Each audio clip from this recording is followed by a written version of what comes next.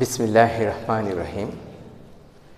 সকল প্রশংসা মহান আল্লাহ পাকের জন্য।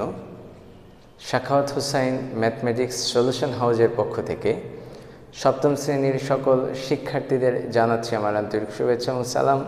আসসালামু আলাইকুম। আজকে আমি সপ্তম শ্রেণীর গণিত বই অধ্যায় 3 থেকে কিছু গাণিতিক সমস্যা নিয়ে আলোচনা করব।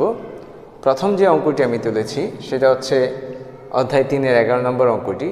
এটাতে বলা আছে একটি আয়তাকার ক্ষেত্রের দৈর্ঘ্য প্রস্থের 3 গুণ, এর চারদিকে একবার প্রদক্ষিণ করলে 1 কিলোমিটার হাঁটা হয়। আয়তাকার ক্ষেত্রটির দৈর্ঘ্য প্রস্থ নির্ণয় করো। তো আমাদের এখানে যে জিনিসগুলো বুঝতে হবে সেটা হচ্ছে কি দেওয়া আছে। প্রথমে দেওয়া আছে যে আয়তাকার ক্ষেত্রের দৈর্ঘ্য হচ্ছে প্রস্থের 3 গুণ। তার মানে দুইটা দেওয়া নাই, বাট একটা ক্লু দেওয়া আছে। কী দেওয়া আছে? দৈর্ঘ্যটা প্রস্থের 3 গুণ। দৈর্ঘ্য প্রস্থ যত হবে দৈর্ঘ্য তার 3 গুণ হবে। আর এটা কী বলা আছে? এর চারদিকে একবার প্রদক্ষিণ করলে 1 কিলোমিটার হাঁটা যায়। এখন যখনই কোনো ক্ষেত্রের চারদিকের কথাটা উল্লেখ থাকবে তাহলে তোমরা বুঝেই নিবে বা ধরেই নিবে এটা হচ্ছে পরিসীমা। কোনো একটা ক্ষেত্রের চারদিক কথাটা উল্লেখ থাকলে সেটা হবে কি? পরিসীমা। তাহলে 1 কিলোমিটার যে হাঁটা যায় যেটা দেওয়া আছে সেটা কি দেওয়া আছে? মূলত পরিসীমা দেওয়া আছে। তাহলে আমরা সমাধানে সেটাই এখানে লিখব, যে সমাধান কি লিখব? সমাধান হচ্ছে আয়তাকার, এখানে দেওয়া আছে, লিখে নাও, দেওয়া আছে কি দেওয়া আছে? আয়তাকার ক্ষেত্রের পরিসীমা সমান সমান 1 কিলোমিটার। এখন দেখো এই 1 কিন্তু একটা ক্ষুদ্র সংখ্যা, তো এটা দিয়ে অঙ্ক করলে আমরা একটু ঝামেলা পড়ে যাব। এই কারণে এটাকে আমরা কি করব? একটু বড় করে নেব। তাহলে 1 কিলোমিটার সমান কত মিটার, আমরা সেটাকে এখানে কনভার্ট করে লিখতে পারি।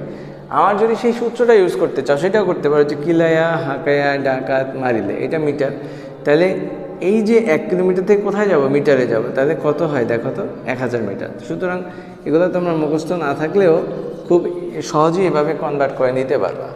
তাহলে আমরা এখান থেকে দেখতে পেলাম কি, যে আয়তাকার ক্ষেত্রে যে পরিসীমাটা দেওয়া আছে সেটা হচ্ছে 1 কিলোমিটার। তো এখানে আমরা আয়তাকার ক্ষেত্রে পরিসীমা পেলাম 1000 মিটার। তো তোমাদের আবারও বলছি, যদি কোনো একটা ক্ষেত্রে চারিদিকের কথাটা উল্লেখ থাকে তাহলে বুঝতে হবে সেটা হচ্ছে পরিসীমা। তাহলে আমরা এখানে আয়তক্ষেত্রের পরিসীমা পেলাম 1000 মিটার। এখন আমরা যে জিনিসটা এখান থেকে করব সেটা হচ্ছে ধরে নিব, কারণ প্রস্থ জানা নাই, দৈর্ঘ্য জানা নাই, তো এটা ধরে নিতে হবে। তাহলে আমরা এখানে কি লিখব? যে ধরি আয়তাকার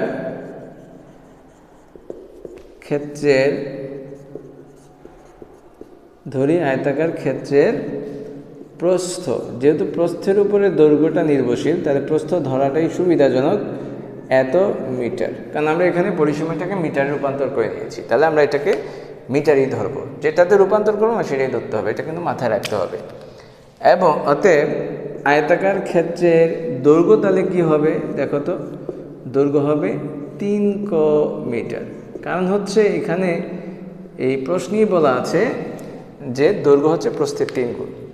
এখন আবার বলতেছি, এই যে আমরা এককগুলো ধরবো বা যে মানগুলো ধরবো সেটা কোন এককে হবে? এইখানে আমরা পরিসীমাটাকে যেই এককে নিব সেই এককে ধরবো। তা আশা করি বুঝতে পেরেছো। এখন আসো, পরিসীমার সূত্রটা কি? পরিসীমার সূত্র হচ্ছে 2 × দৈর্ঘ্য যোগ প্রস্থ। তাহলে আমরা এইটা একটা পরিসীমা, আবার এই অঙ্কেরও একটা পরিসীমা, যদি এই ধরাটা দিয়েও তো পরিসীমা ধরি, একটা ক্ষেত্রে দুইটা পরিসীমা তো কখনো হইতে পারে না। তাহলে 2 পরিসীমা কী হবে? সমান হবে। তাহলে আমরা বলতে পারি এবং আয়তাকার ক্ষেত্রের পরিসীমা কত হবে? 2 × দৈর্ঘ্য যোগ প্রস্থ, বা প্রস্থ যোগ দৈর্ঘ্য, যেটা তো একই, এত মিটার। এখন দেখো এটাকে সমাধান করলে 2 × 4 মিটার সমান সমান কি হবে? সমান হবে 8 মিটার। এখন দেখো ঘটনা কি হয়েছে, এখানে একটা পরিসীমা দেওয়া আছে, আবার আমি ধরা জিনিস দিয়ে আরেকটা পরিসীমা নির্ণয় করলাম, কিন্তু ক্ষেত্র তো একটা ক্ষেত্র হলে দুইটা পরিসীমা কীভাবে হয়? কখনোই দুইটা পরিসীমা হইতে পারে না। তার মানে হচ্ছে এই পরিসীমা আর এই পরিসীমা কি সমান। সেই জন্য আমরা বলতে পারি প্রশ্ন মতে এইখানে 8 সমান সমান 1000। এই দুইটা মান কি সমান, কারণ একই ক্ষেত্র। এইবার আমি এটাকে কি করতে পারি, বা ক সমান সমান 1000 ভাগ হচ্ছে 8। এখন 1000কে 8 দিয়ে ভাগ করলে আমি জানি 125 হয়, তাহলে 125। এখন দেখো তো এই কটাকে আমরা কি ধরেছিলাম, কটাকে ধরেছিলাম আমি প্রস্থ। তাহলে এখানে আমি সুন্দর মতো বলতে পারি অতএব প্রস্থ হচ্ছে 125 মিটার, 1 2 5 মিটার। এবং দৈর্ঘ্যটা তাহলে কি হবে, দৈর্ঘ্য যেহেতু 3 গুণ, তাহলে আমরা খুব সহজেই বলতে পারি দৈর্ঘ্য 125 গুণ 3 মিটার সমান সমান কত হয়, 3 5 15 5, 3 2 6 1 7, 3 3 375 মিটার। তা আশা করি তোমরা সবাই বুঝতে পেরেছো এখানে তাহলে এই ক্ষেত্রটা দৈর্ঘ্য কত 375 মিটার আর প্রস্থ হচ্ছে 125 মিটার। এখন আমি 12 নম্বর অঙ্কটি করব। এখানে কি বলা আছে দেখো তো, বলা আছে 100 মিটার প্রতি মিটার 100 টাকা দরে 100 মিটার লম্বা ও 50 মিটার চওড়া একটি আয়তাকার পার্কের চারদিকে বেড়া দিতে কত খরচ লাগবে। আবার দেখো এখানে যে ক্ষেত্রটা দেওয়া আছে সেটা হচ্ছে আয়তাকার এবং তার চারদিকের কথা বলা আছে। তাহলে চারদিকের কথা মানে কি, আমাকে পরিসীমা নির্ণয় করতে হবে। চারদিকের কথাই যখন বলবে তখনই বুঝতে হবে আমাকে সেখানে পরিসীমা নির্ণয় করতে হবে। এখন পরিসীমার আসলে মূল কাহিনী কি, পরিসীমার মূল কাহিনী হচ্ছে যে কোনো একটা ক্ষেত্রের যতগুলো বাহু থাকে সবগুলো বাহুকে আমরা যোগ করে দিলে পরিসীমা হয়ে যায়। বাট আমরা এটাকে আয়তাকার ক্ষেত্রে সূত্রটা আবিষ্কার করছি যে 2 দৈর্ঘ্য যোগ প্রস্থ। সেক্ষেত্রে তুমি যদি মনে করো যে আয়তাকার ক্ষেত্রে 4টা বাহু আছে, আমরা 4টা বাহু যোগ করে দিই, সেই ক্ষেত্রে লম্বা হচ্ছে 2টা, চওড়া হচ্ছে 2টা, তাহলে 100 যোগ 100 50 যোগ 50 তোমার পরিসীমা হয়ে যাবে। তো এখন আমার টার্গেট হচ্ছে পরিসীমা নির্ণয় করা, কারণ আমাকে চারদিকে বেড়া দেওয়ার কথা বলছে। তাহলে আমি কি বলবো যে দেওয়া আছে আয়তাকার পার্কের লম্বা হচ্ছে 100 মিটার এবং আয়তাকার পার্কের চওড়া হচ্ছে 50 মিটার। সেক্ষেত্রে আয়তাকার পার্কের পরিসীমা 2 লম্বা যোগ চওড়া, যেহেতু এখানে দৈর্ঘ্য প্রস্থ নাই সেক্ষেত্রে আমি দৈর্ঘ্য প্রস্থ ইউজ করি নাই, কারণ ইউজ করলে তো একটু অড দেখায়। তো সেখানে আমরা বলবো লম্বা চওড়া, লম্বাটা আমরা দৈর্ঘ্য হিসেবে ইউজ করতে পারি আর চওড়াটা হচ্ছে প্রস্থ।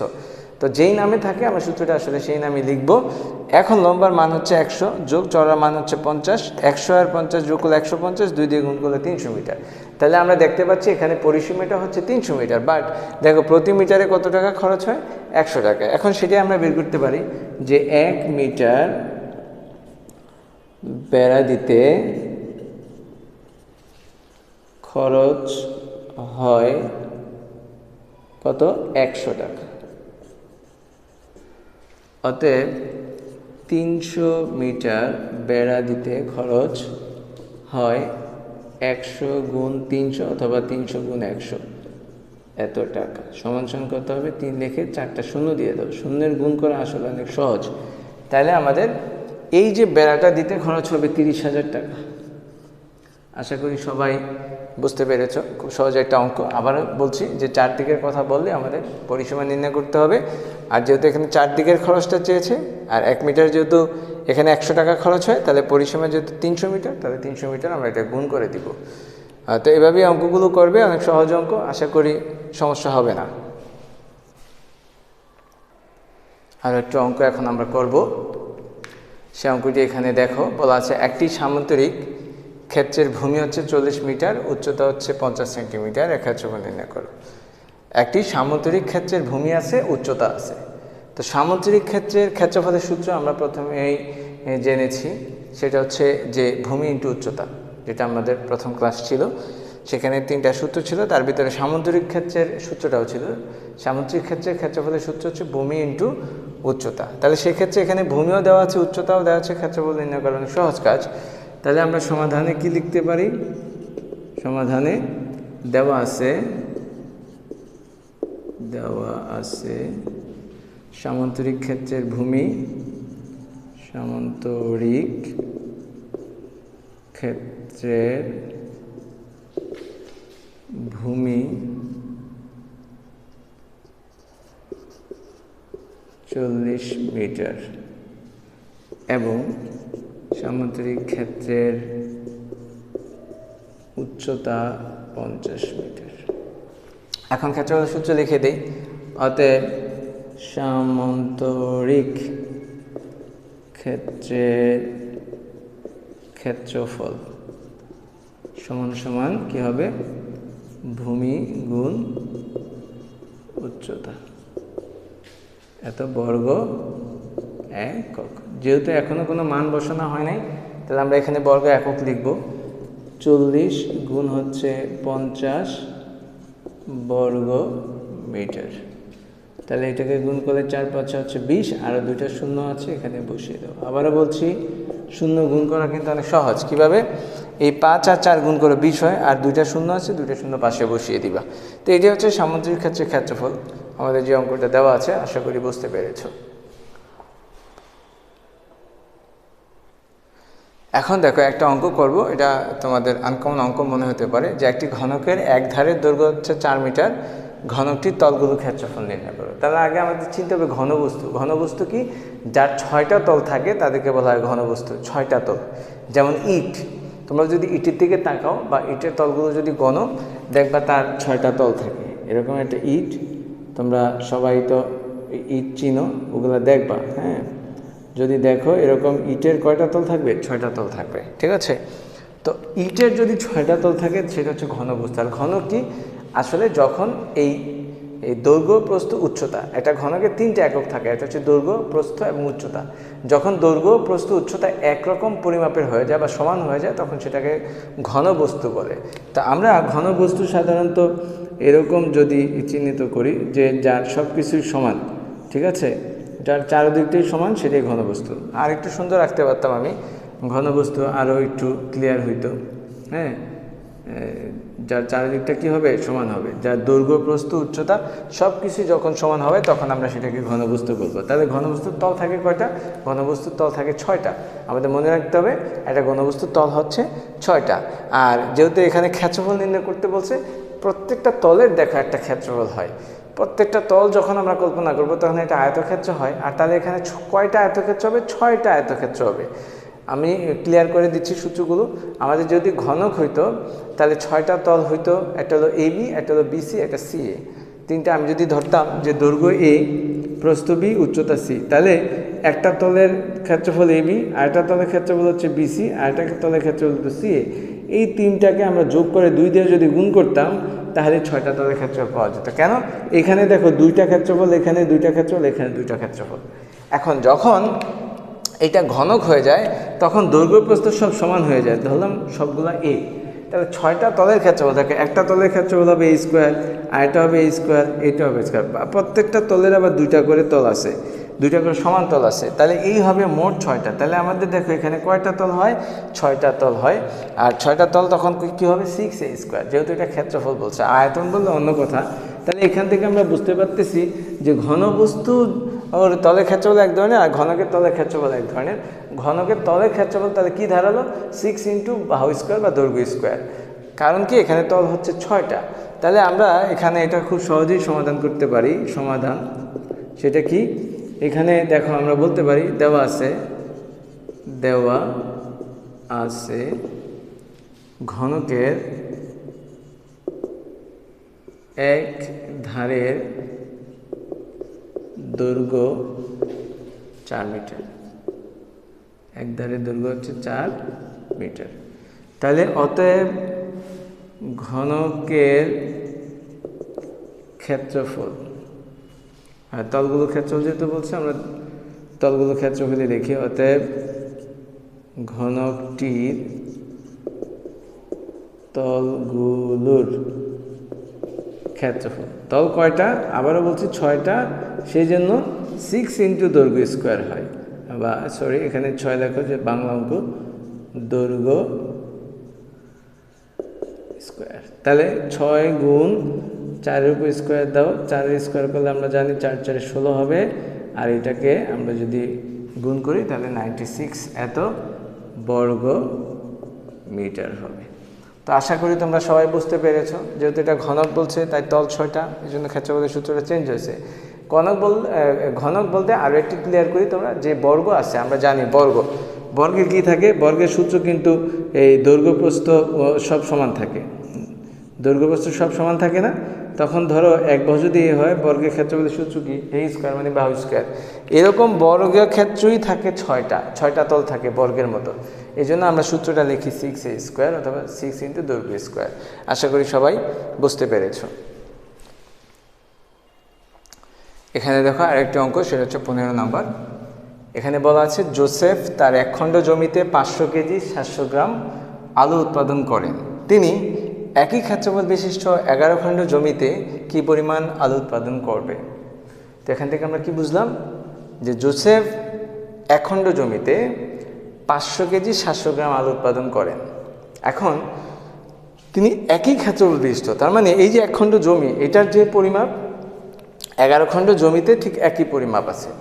এখন তাহলে ওই সমান আলু উৎপাদন হবে। তাহলে 1 খণ্ড জমিতে যে আলু উৎপাদন হয় সেটা 11 দিয়ে গুণ করলে আমি 11 খণ্ড জমির আলু উৎপাদন পেয়ে যাব।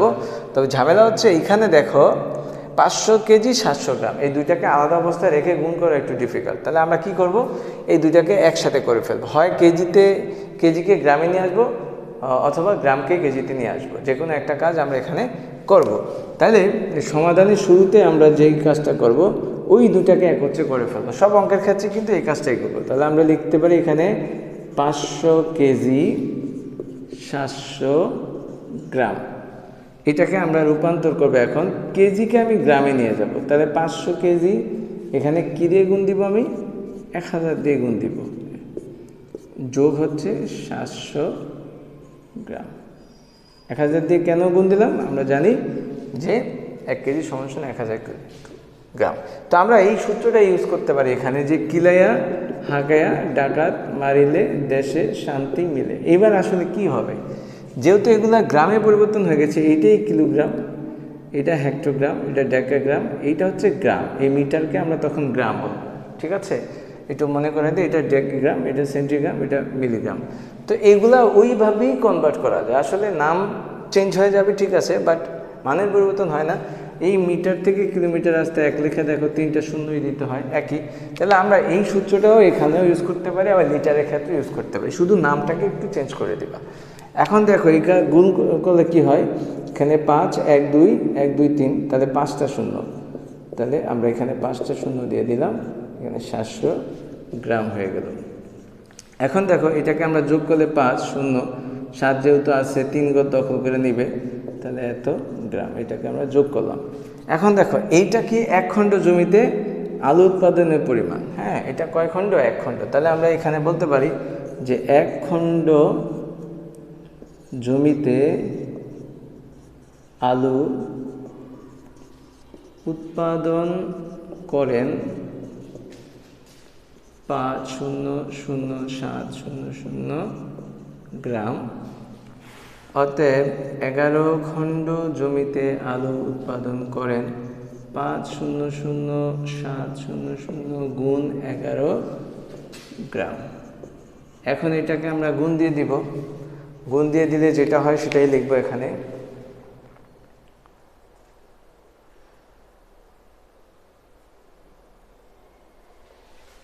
তো আমরা এই গুণটাকে যদি এখানে একটু করে দেখি, যে 5,007,00 11 দিয়ে গুণ করি, 0,007,005, এবার 1 ঘর পিছিয়ে দাও, 0,007,005, তাহলে 0,007,705, তারপর হচ্ছে 5। তাহলে আমরা এখানে লিখতে পারি 5,007,700 এত গ্রাম। এখন দেখো এইটা হচ্ছে গ্রামে, এখন এই গ্রামটা অনেক বেশি, তো সুতরাং আমরা এটা কেজিতে নিতে পারি। তো কেজিতে নেওয়ার বুদ্ধিটা কি, দেখো আমি খুব শর্ট পদ্ধতি তোমাদের বুঝাচ্ছি, তোমরা একটু বুঝো ক্লিয়ারলি। আমরা এইটার 3 ঘর পর্যন্তকে আইডেন্টিফাই করবো। আবার দেখো 3 ঘর, এই 3 ঘর পর্যন্ত আইডেন্টিফাই করার পর যদি দেখি যে 3 ঘরে সবাই শূন্য, যদি দেখি সবাই শূন্য, তাহলে এইভাবেই বাদ দিয়ে দেবা, না থাকলে তো শূন্য বাদ দেওয়া যাবে না। এই যে এই পর্যন্ত আইডেন্টিফাই করলে এই সামনেরটুকু হচ্ছে কেজি, ওইটুকু হচ্ছে গ্রাম। তাহলে আমি খুব সহজেই লিখতে পারি 5,5,5,007 কেজি। আর এখানে 700 থাকলো না, এই 700কে আমি গ্রাম লিখবো। আবার আমার বুদ্ধিটা তোমরা দেখো, তোমরা যেইটা ফলাফলটা পাবে তার 3 ঘর পর্যন্ত ধরলে গ্রামকে বলছি, গ্রামকে 3 ঘর পর্যন্ত ধরলে যদি অবশিষ্ট কেউ থাকে সেইটুকু হচ্ছে কেজি, আর ওইটুকু হচ্ছে গ্রাম। যদি 7-এর জায়গায় 0 হইতো তাহলে 0,0 গ্রাম, আর সেটা লেখার দরকার হয় না। এখন দেখো আমি আবার কেজিকে মেট্রিক টনে নিতে পারি। কিভাবে? এই কেজিকে মেট্রিক টনে নেওয়ার একই পদ্ধতি। আবার তুমি 3 ঘর দেখবা, 1 2 3, এই 3 ঘর পর্যন্ত দেখো। এই 3 ঘর পর্যন্ত দেখলে আমার এখানে কে থাকে? 55 থাকে, তাহলে আমি এখানে আবার সুন্দর করে লিখতে পারবো যে 55 মেট্রিক টন, ঠিক আছে, 55 মেট্রিক টন। আর এখানে 007, 00 তো কোনো দাম নাই, সেজন্য আমি লিখব 7 কেজি 700 গ্রাম। আশা করি তোমরা বুঝতে পেরেছো। এভাবেই তোমরা সকল অঙ্ককেই কনভার্ট করে ফেলতে পারবে খুব সহজে। তিন ঘর করে ধরবে। গ্রামের 3 ঘর ধরলে যেটুকু পাওয়া যাবে সেটা হচ্ছে কেজি, কেজি 3 ঘর ধরলে যেটুকু পাওয়া যাবে সেটা হচ্ছে আমার মেট্রিক টন, আর বাকিটুকু কেজি হিসেবেই থাকবে।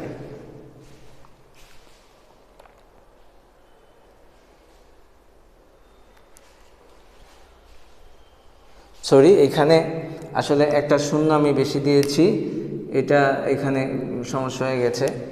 এখানে তাহলে আরও হবে, এখানে দেখো আমার যেটা হয়েছে এখানে হবে এত, তাহলে এইটা হবে না, এখানে তাহলে চেঞ্জ হয়ে যাবে, সেটা হচ্ছে 5 মেট্রিক টন 507 কেজি। কারণ হচ্ছে আবার দেখো ভালো করে, আমরা যদি 3 ঘর নেই তাহলে 507 হয়, আমি ওখানে একটা শূন্য বেশি দেওয়ার কারণে ঝামেলাটা হয়ে গেছে। মেট্রিক টন, মেট্রিক টন, তাহলে আমরা পেলাম কি 5 মেট্রিক টন আর 507 কেজি 700 গ্রাম। তাহলে এগুলো খুব সহজেই তুমি কনভার্ট করতে পারবা যে 3 ঘর ধরে আমি যেটুকু পাবো, গ্রামের 3 ঘর ধরলে ওইটুকু গ্রাম, আর বাকি যেটুকু অবশিষ্ট থাকবে সেটুকু হচ্ছে কেজি, আবার কেজিতে 3 ঘর ধরার পর যেটুকু অবশিষ্ট থাকবে সেটা হচ্ছে মেট্রিক টন, বাকিটুকু হচ্ছে কেজি। তো এইভাবে আমি কনভার্ট করতে পারি। আর যদি সবগুলো শূন্য পাওয়া যায় 3 ঘর ধরার পর, শূন্যটুকু এইভাবেই বাদ দিয়ে আমি গ্রামকে কেজি লিখে দিব, কেজিকে মেট্রিক টন লিখে দিব। আশা করি সবাই বুঝতে পেরেছো। দেখো 16 নম্বর অঙ্কটি আমরা করব। এখানে বলা আছে পরশের 16 একর জমিতে 28 মেট্রিক টন ধান উৎপন্ন হয়েছে। পরশের 16 একর জমিতে 28 মেট্রিক টন ধান উৎপন্ন হয়েছে, তার প্রতি একর জমিতে কি পরিমাণ ধান হয়েছে? তার মানে 16 একর থেকে 1 একর চাওয়া হয়েছে, তাহলে ভাগ করে দিলে অঙ্কটা শেষ। তাহলে খুব সহজ একটা অঙ্ক। দেখো আগে আমরা মেট্রিক টনকে কেজিতে নিয়ে যাই, কারণ তাতে করে আমাদের অঙ্কের সুবিধা হবে। এখানে আমি 28 মেট্রিক টন সমান কেজিতে কিভাবে নিব? মেট্রিক টন সমান দেখো 28 গুণ 1000, কারণ কি 1000 কেজিতে 1 মেট্রিক টন, তাহলে এখানে কেজি হয়ে যাবে সমান হবে 28000 কেজি। তাহলে তোমাদের এটা মুখস্থ রাখতে হবে যে 1 মেট্রিক টন সমান 1000 কেজি। এখন আমরা বলতে পারি যে 16 একর জমিতে ধান উৎপন্ন হয়েছে 28000 কেজি। অতএব 1 একর জমিতে ধান উৎপন্ন হয়েছে, এখানে 28000কে আমরা 16 দিয়ে ভাগ করে দিব। তাহলে আমাদের যে ভাগফলটা আসবে সেটা হচ্ছে 1750 কেজি। তাহলে আমরা লিখে দিতে পারি 1750 কেজি। তাহলে 1 খণ্ড জমিতে এত কেজি ধান উৎপন্ন হয়। এখন আমরা একটু ট্রাই করে দেখি যে এই কেজিতে 3 ঘর আলাদা করা যায় কিনা। যদি যায় তাহলে করবো, হ্যাঁ এটা করতে হবে। দেখো এই কেজির 3 ঘর যদি আমি ধরি তাহলে 1 অবশিষ্ট থাকে, তাহলে 1 কি? Metric ton. আবারও সহজ হিসাব বলছি, যদি গ্রামের 3 ঘর ধরো তাহলে অবশিষ্ট থাকবে হচ্ছে কেজি, বাকিটুকু গ্রাম। আর যদি কেজির 3 ঘর ধরো তাহলে যেটুকু থাকবে সেটুকু মেট্রিক টন, বাকিটুকু কেজি। আমরা কিন্তু এইভাবে খুব সহজেই লিখে দিতে পারি। তাহলে এইটা কি হচ্ছে? 1 মেট্রিক টন, ঠিক আছে, এটা হচ্ছে 1 মেট্রিক টন। আর যেটুকু অবশিষ্ট আছে সেটা হচ্ছে 750 কেজি। এটা কিন্তু তোমার কোনো রকমের চিন্তাভাবনা ছাড়া খুব সহজেই করে ফেলতে পারতেছো। আবারও ট্রিক্সটা মনে রাখবা যে আমি যদি গ্রাম যদি লম্বা একটা গ্রাম পাই, সেখানে 3 ঘর ধরার পর যেটুকু থাকবে সেটুকু হচ্ছে কেজি, আর যেই 3 ঘর ধরছি সেটা হচ্ছে গ্রাম। আবার কেজি যদি দেখি 3 ঘর ধরার পর কিছু থাকে তাহলে ওইটুকু হচ্ছে মেট্রিক টন, আর বাকিটুকু হচ্ছে কেজি। যেমন এখানে আমি 3 ঘর ধরার পর এই 3 ঘর, এখানে 3 ঘর ধরার পর এই 3 ঘর যদি আমি ধরি থাকে হচ্ছে 1, তাহলে ওই 3 ঘর বাদে যে একটা রয়ে গেল সেটা হচ্ছে মেট্রিক টন। আরও থাকলে আরোটা সবই মেট্রিক টন হইতো, আর এই 750 কেজি। তো এইভাবে তোমরা খুব সহজেই এগুলাকে কনভার্ট করে দিতে পারো। আশা করি তোমরা বুঝতে পেরেছো। তো আজকের জন্য এখানেই শেষ করছি। সবাই ভালো থাকবে এবং বেশি বেশি করে অঙ্ক করার চেষ্টা করবে। আল্লাহ হাফেজ।